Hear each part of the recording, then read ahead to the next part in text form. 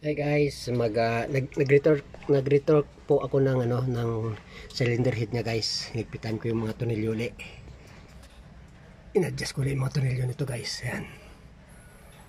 Nag-torque uli guys ako ng kasi kaka-overhaul lang. So nag-retorque guys ako ng kanyang cylinder head bolt guys. So ngayon, start natin guys para makita natin kung okay naman ang pag-retorque natin guys.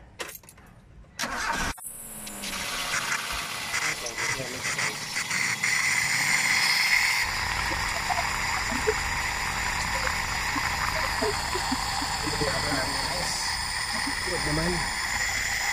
Hindi talo naman yung langis niya. Ganyan guys ang rocker arm ng Toyota 5P engine guys.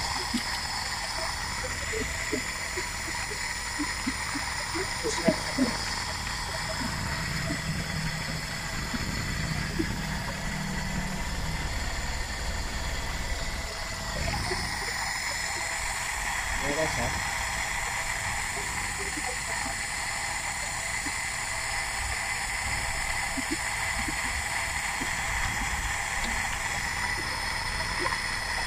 Hindi na siya guys nakapit. So guys okay na yan guys. Mapaw na yung langis niya eh. Ayan guys, lumabas na yung langis dito guys. Yun.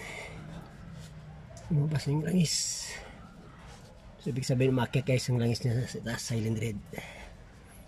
So chinik ko lang to guys kasi kailangan ko checkin dahil napaandar ko na ng ilang araw to. So hanggang dito na lang guys. Thanks for watching.